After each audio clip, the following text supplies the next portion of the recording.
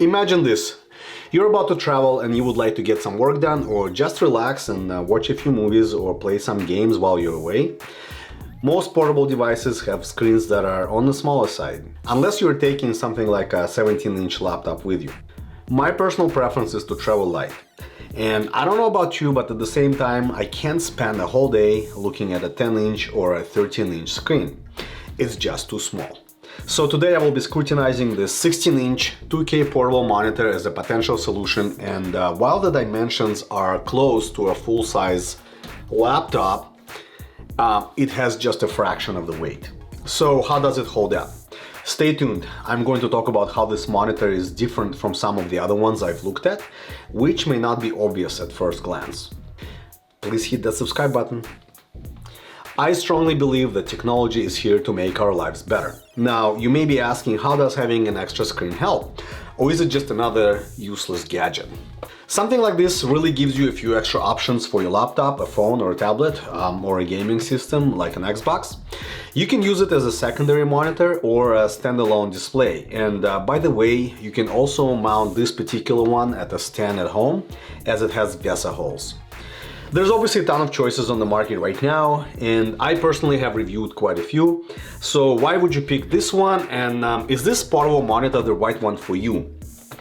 Alright guys, first things first. The thing that stands out to me the most is that the panel itself has a matte surface, so it's non-reflective, unlike the majority of the displays that are somewhat glossy and are somewhat hard to see unless you're in a dark environment. The downside of that is that the colors on this monitor don't pop as they would on a glossy screen, but it's not as big of a deal to me.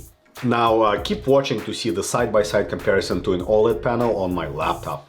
The second thing that stands out is 500 nits of brightness, which is well above average, as the monitors I've looked at and reviewed mostly have around 250 to 400 nits. With one exception of a QLED monitor, you can watch that review by following the link above. I feel like the resolution is just fine at 2K, it's 2560 by 1600, and while I like having a 4K option, 2K is the sweet spot for this size. Now let me mention a couple of things that I did not like.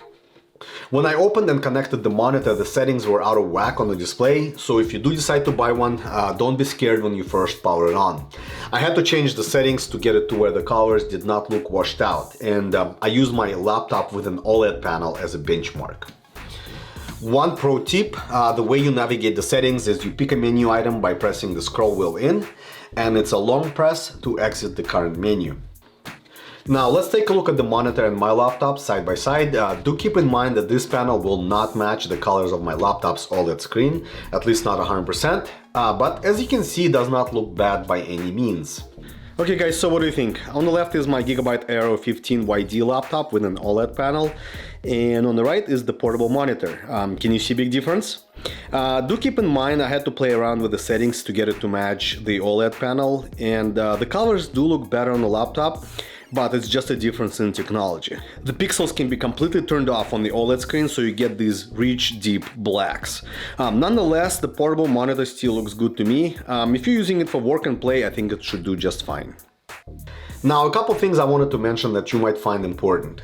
If you're connecting this monitor to a laptop or a PC, there is enough power going through USB-C to power the monitor from your computer, and you don't have to use an external power supply. The only caveat is it's only if you're running it at 1080p. Now, if you want a good 2K experience without any flickering, then you will need to connect the monitor to an external power brick, which it comes with. And by the way, you can use a full-size HDMI cable as well, instead of USB-C. No dongles required. So is this the best monitor on the market? Absolutely not, but it provides a well-rounded package at a good price, less than $200 at the time of this review.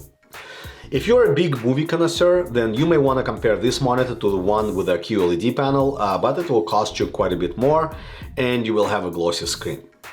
If you need a monitor for work and play, this could be it, as it checks many boxes. The text is crisp and the colors are fine if you don't mind playing around with the settings a little bit.